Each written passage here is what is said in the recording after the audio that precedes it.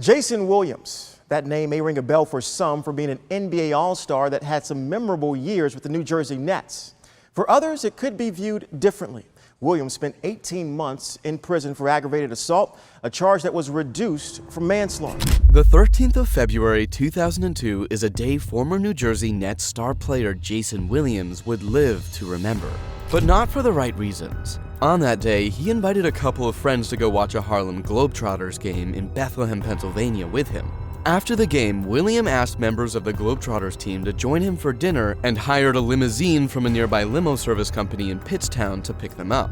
The limo arrived soon and the driver was 55-year-old Kostas Gus Christofi, who first took them to a restaurant in Hunterdon County to get some refreshments before finally heading to Jayson Williams' estate about 30 miles northeast of Trenton, New Jersey. I invited Gus into the restaurant because of the fact I knew that we were going to be in there probably for a couple of hours, and I didn't want him waiting outside. I said, man, come on in. I'll buy you something to eat or buy you a drink or whatever. But late in the middle of the night, as the dawn of the 14th of February 2002 drew close, all the fun and excitement quickly turned to anguish as the unexpected happened. At exactly 3 a.m., a gunshot rang out of Williams' 30,000 square foot estate. Minutes later, authorities arrived at the scene only to find the lifeless body of the driver, Mr. Kostas Gus Christofi, in Williams' bedroom with a fatal gunshot wound in his chest.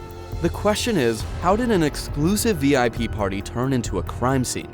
How did Mr. Christofi go from driving home a group of basketball stars to lying dead on the floor of his client's bedroom? This is the twisted case of Jayson Williams, a former NBA star whose promising career was overshadowed by a series of mysterious events. Jayson Williams was born on the 22nd of February 1968 in the Lower East Side of Manhattan, New York, to Mr. Elijah Joshua E.J. Williams and Mrs. Barbara Williams. The Williams were devout Catholics, and when Jayson was 12 years old, his family moved to Brooklyn where he attended Christ the King Regional High School. As a teenager, Williams showed a passionate love for basketball and was part of the school's basketball team, where he displayed a natural talent for the sport, quickly making a name for himself there. His excellent performances didn't go unnoticed as he earned himself a scholarship to attend St. John's University in New York. While at St. John's University, Williams proved to be a dominant force on the court and earned recognition as one of the top college players in the U.S. During his playing days at St. John's, Williams averaged a total of 19.5 points and 7.5 rebounds in the 1988-89 season, helping the team to a National Invitation Tournament championship where he was named the tournament's most valuable player. Jayson would then go on to finish his college basketball career in Queens with a total of 1,072 points and 490 rebounds. When he left St. John's, Williams declared for the NBA draft in 1990 and was selected in the first round by the Phoenix Suns. However, he had a very short spell at Phoenix and was soon traded to the Philadelphia 76ers on October 28, 1990. Jayson Williams arrived at the 76ers in exchange for a 1993 first-round draft pick and spent his rookie season there. He initially struggled to find his footing in the tough league, but still showed some flashes of brilliance and exhibited some of the traits that established him as a promising young talent in his college days. Nonetheless, he only spent 2 seasons there and was sparingly used as he spent much of his time on the bench as a reserve player. After 2 passive seasons on the bench for the Philadelphia 76ers, Williams was finally traded to the New Jersey Nets for conditional draft choices on October 8, 1992. This was to be the move that would shape the rest of his basketball career and signal his rise to national stardom. But things didn't pan out too well for the New York boy, as he started only 12 games in his first 3 seasons at the New Jersey Nets spanning 1992 to 1995. However, in the 1996-97 NBA season, things changed for the young Williams as he soon earned a full-time starting position at the New Jersey Nets. But it wasn't until the following season that Williams was able to find his stride and become an integral part of the team's success. He became known for his rebounding prowess and tenacious defense and was a key contributor to the New Jersey Nets' rise in the Eastern Conference. Williams was phenomenal in the 1997-98 season as he was averaging a double-double with 13.6 points and 13.9 rebounds per game. He was so impressive that his performance earned him a spot on the NBA All-Star team in 1998, solidifying his status as one of the league's top players. He finished the 98 season as one of the top 5 players in total rebounds, rebounds per game, total rebounds percentage, and offensive rating. As expected, when you become an important player, it reflects on your wages. Soon, Williams was signing big deals, including a 6-year contract extension worth $90 million at the New Jersey Nets. This lucrative deal made him one of the highest-paid players in the NBA league. But then tragedy struck. Williams' success at the New Jersey Nets was short-lived, as his career came to a sudden end when on April 1st, 1999, in a game against the Atlanta Hawks, he broke his right leg in a collision with a teammate, Stephon Marbury. The following day, Williams underwent a career-ending surgery in which a plate and 5 screws were inserted into his leg. After sitting out the entire 1999 to 2000 season, the promising star was forced to officially announce his retirement from professional basketball on June 28, 2000, at the age of only 32, bringing his 11-year career to an end. During a nationally televised basketball game in 1996, Jayson Williams proposed to his then-girlfriend and model Cynthia Bailey. Miss Bailey was a popular model who had gained notoriety for her roles in television programs, including The Cosby Show and The Real Housewives of Atlanta. However, after a few months, Williams and Bailey broke up. Subsequently, Williams married Kelly Baptiste in December 1999, but just like the first marriage went, Williams and Kelly divorced soon afterward.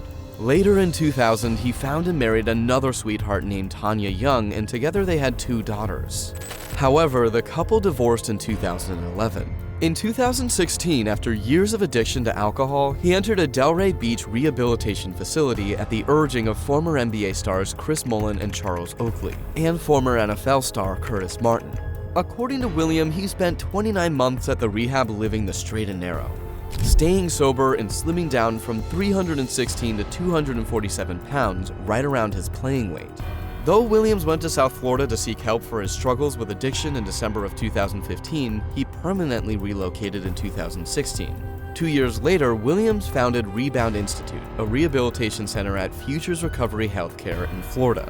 Rebound aims to help clients called teammates address their problems and rediscover themselves with programs that were never offered in regular rehabs. It's only a few things that get you better, and its structure, its accountability, and the biggest one is compassion and love, Williams said. Blood makes you related, but loyalty and accountability make this a Rebound family. Spread the word and let people know that it's okay if you have an addiction. It's not okay if you don't get help. Besides vulnerability, what shapes Rebound is its adventure therapy method, in which teammates take part in many activities they would ordinarily never consider, such as skydiving, horseback riding, and scuba diving. If you can trust us to jump out of an airplane, that's a connection, a trust, a loyalty that you're going to keep for the rest of your life, especially when you land safely, Williams said. But we also eat out every day, so we go to restaurants. We don't put you in a bubble for 30 days, and then when you walk out, the first thing you smell a beer at the airport and you relapse. Williams believes the best way to go about life is by looking forward. Learning from the past is a lesson, but staying in the past is a distraction from the future. Speaking of his experience, Williams said, "I think the biggest thing I do is try to keep moving forward."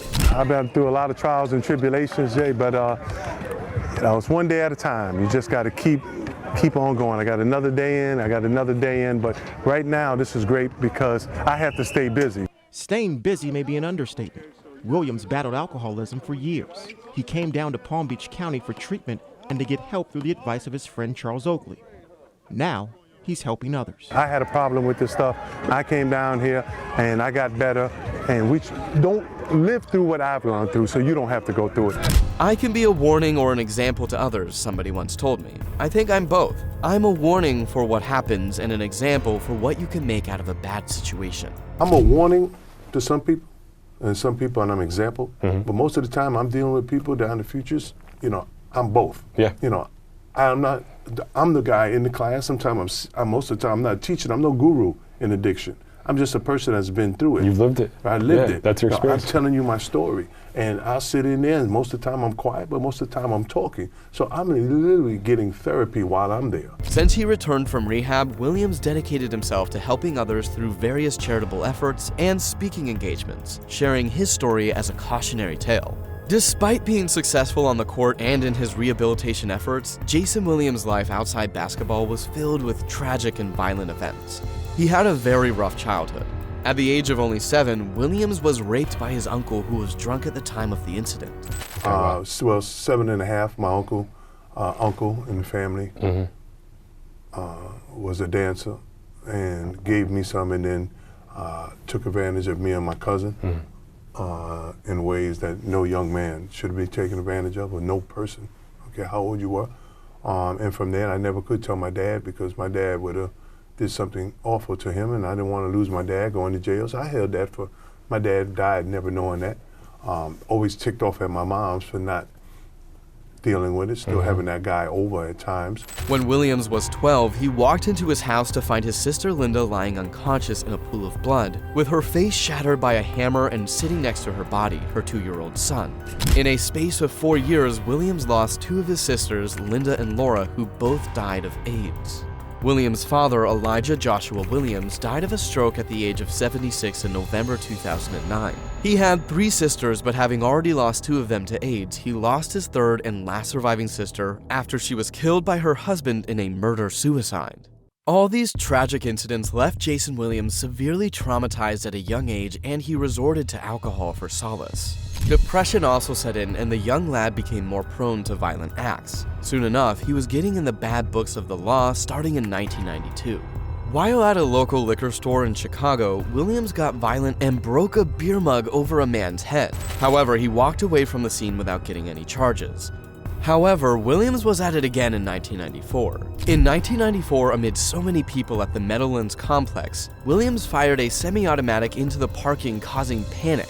Police arrived at the scene and arrested Williams, but he was, however, not convicted, and he never had to deal with any legal repercussions for the offense. But all these minor offenses were only setting the stage for what would be one of the biggest mysteries in NBA history, with Jayson Williams at the center of it. Mr. Christoffi was an employee of 78 Limousine, a limo service company in Pittstown, New Jersey. Before his time at 78 Limousine, Gus worked as a drug and alcohol counselor at the Freedom House Rehabilitation Center in Glen Gardner for 2 years between 1998 and 2000. Christoffi loved his job and was a trusted and valued employee, according to company owner Sam Nenna. On February 13, 2002, Christoffi left for work as usual, but little did he know it was going to be his last day. Back in Pennsylvania, Jayson Williams watched his Harlem Globetrotters team play a charity game at Lehigh University's Stabler Arena in Bethlehem. After the game, Jayson hired a limousine from 78 Limousine to pick him and his friends up from the venue and drive them home. Coincidentally, Gus Christoffi was the driver assigned to the task. Mr. Gus pulled up with a limousine a few minutes after the order, and William and his friends all hopped in. First, he drove them to a restaurant in Hunterdon County where they had their meals before going back to Williams' estate. Jayson Williams' estate was a 30,000 square foot, 40-room mansion with numerous guest houses, indoor and outdoor pools, a horse ranch, a go-kart track, a bowling alley, and a movie theater. It was exactly the kind of house you would expect a former NBA superstar to reside in. On arrival at his home, Williams invited his guests into the mansion and opted to give them a tour of the massive estate, with the driver Mr. Christoffi choosing to be a part of it. But none of them saw what was coming. If Mr. Christoffi knew what was about to happen, perhaps he would have declined the invitation. A few minutes to 3 a.m., neighbors heard a gunshot from the NBA star's estate and then dead silence. At the time of the shooting, about 12 people, including Jayson Williams, his brother Vincent, and 10 other guests, 4 of which were Harlem Globetrotters, were in the building. We went out after the game. A couple of the players said, "Hey man, can we come back, check out your house?" I said, "Sure."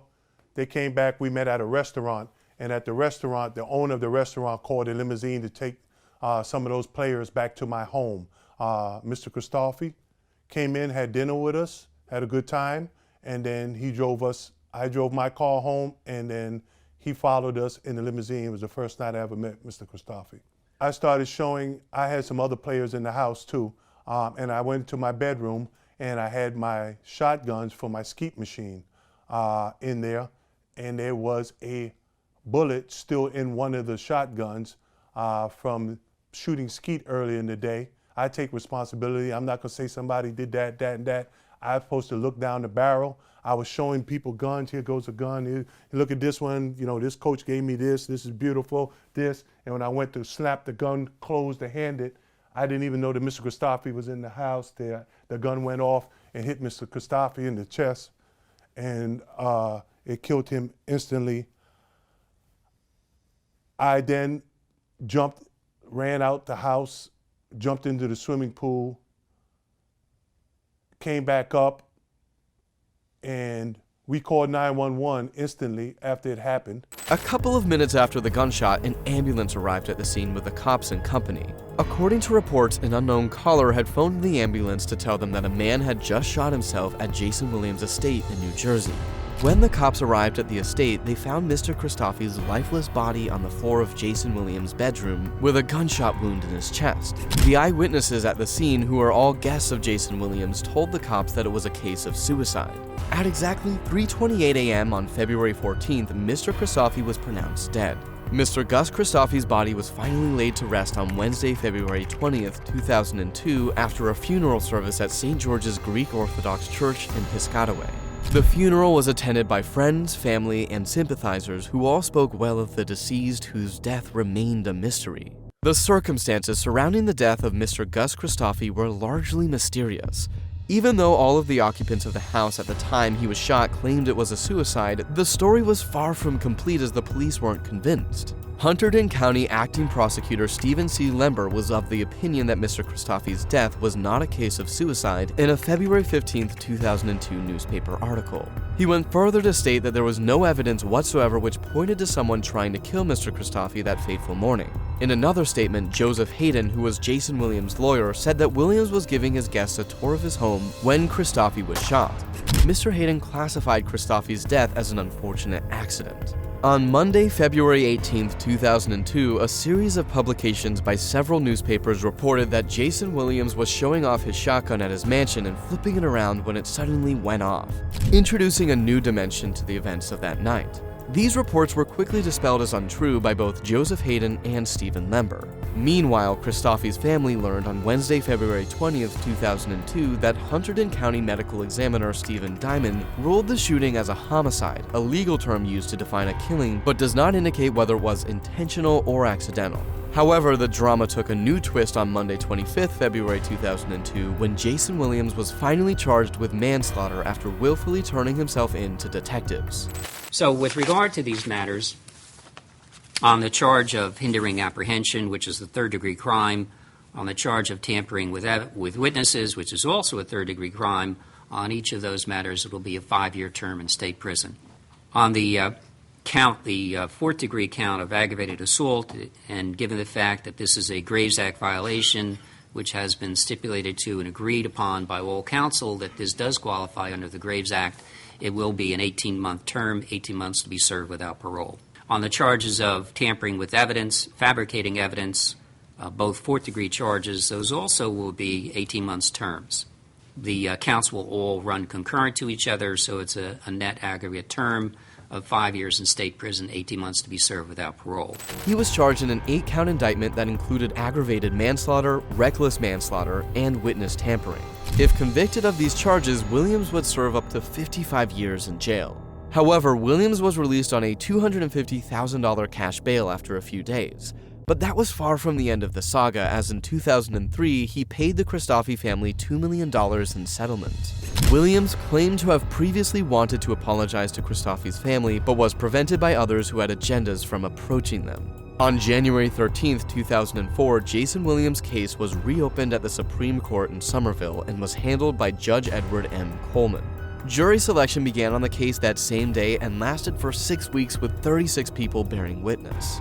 Jayson Williams' legal team ended its testimony after just 4 days and 5 witnesses, with prosecutors arguing that Williams was reckless when he pointed a loaded 12-gauge Browning shotgun at Christoffi and flipped it closed, causing it to fire.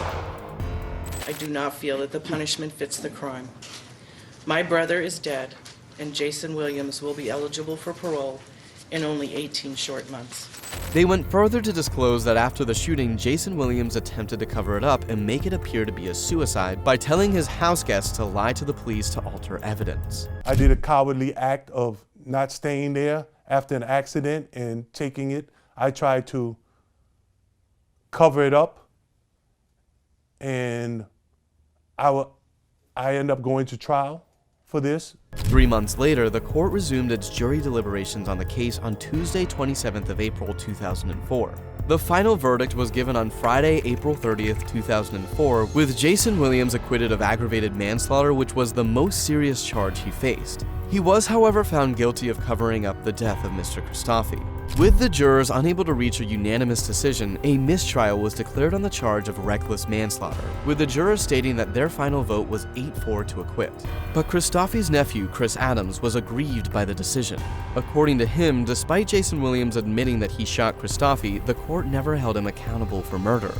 Due to the controversy that surrounded the first ruling, Superior Court Judge Edward M. Coleman soon ordered everyone back in court on Friday, May 21, 2004, to decide whether to retry Williams on reckless manslaughter, come to a plea agreement, or drop the charge. However, Judge Coleman did not schedule the sentencing on the other charges. At the court on Friday, May 21, 2004, it was decided that Williams would be tried on a reckless manslaughter charge, with the trial scheduled to begin on Monday, January 10, 2005. If convicted, Williams would face up to 13 years in prison with an additional 5 to 10 years imprisonment. On Friday, April 21, 2006, a state appellate panel cleared the way for Williams to be retried on a reckless manslaughter charge. Under the terms of a plea agreement reached on Thursday, December 24, 2009 with the State Attorney General's office, which took over the case from the Hunterdon County Prosecutor's Office, Williams would serve his sentence in state prison. A few weeks later, on Monday, January 11, 2010, Jayson Williams pleaded guilty in Somerville to a downgraded charge. After the gun discharge and caused the gunshot wound to Mr. Christoffi's chest, what happened? Mr. Christoffi died from the gunshot wound. Do you admit that your handling of the gun was reckless conduct? Yes. Were Mr. Christoffi's injuries caused by your reckless handling of the shotgun? Yes. And did those injuries cause Mr. Christoffi's death? Yes. The 6'10" Williams, who was once among the NBA's best rebounders, was sentenced by Superior Court Judge Edward M. Coleman in Somerville to a 5-year prison term on Tuesday, February 23, 2010. But this wasn't the only criminal case Jayson Williams faced at the time.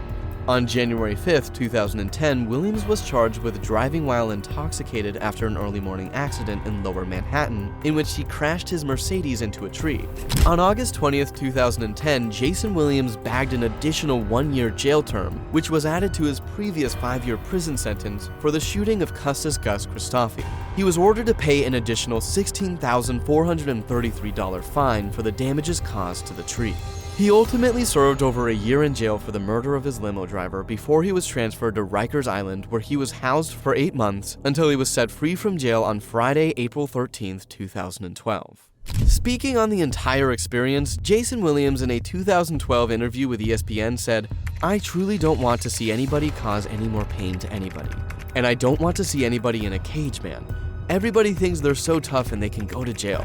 I've never seen a newbie go to jail and not cry the first 2 months every night, scream, and have to get suicide prevention in front of his cell." Regarding the shooting incident, Williams went on to say, "I struggle with the loss of lives. The loss of Mr. Christoffi and the loss of my father. An hour doesn't go by that I don't think about the accident. Think about how I can replay this to bring back Mr. Christoffi. And not one person died that night, 2 people died. My dad had not been in the hospital in 70 years. That's the ripple effect." Of all the stuff that I put him through, my dad has never been to a doctor in 75 years. Mm-hmm. And the night that happened, he told me the next morning, he said, "I couldn't get out of bed." And I took it as a mantra, a cliche. I couldn't get out of bed, but he literally couldn't get out of bed because he had a stroke, and I was so worried about what I was doing. During his time at State Prison and Rikers Island, Jayson Williams began to turn a new leaf. Part of his daily prison routine was writing, and he eventually published a book in 2012 titled Humbled Letters from Prison, an autobiography. The book also contains a series of letters to his late father, who died of a stroke in 2009. In it, he poured out his thoughts about God, prison, and the many tragedies in his life, including the deaths of his sisters and revelations about being molested by his uncle when he was a child. He followed up his autobiography with a 3rd book, having already previously published his first book in 2001. The book was titled Crashing, a Memoir, and had stories of his experiences, his personal life, and career as a whole. His first book, which he published in 2001, was written about basketball and entitled Loose Balls. It was intended largely to be a humorous recollection of Williams' life in the NBA. However, it was later cited as containing 9 separate anecdotes involving his tendency to play with guns, including one where football player Wayne Corbett is nearly shot, and one where the uncle of Manute Bol is threatened with an unloaded handgun. The book revealed Williams' fascination with guns and how careless he could be around them. But it is needless to say that the grave consequences of the murder of the late limousine driver made him a changed man. After his release in 2012, Williams spent the next 4 years trying to find his way. but in January 2016, Jayson Williams was back in the police mugshots when he was charged with misdemeanor drunk driving after his Jeep struck a utility pole and flipped in upstate New York. In 2022, St. John's University revealed its plan to induct Jayson Williams into their Athletics Hall of Fame.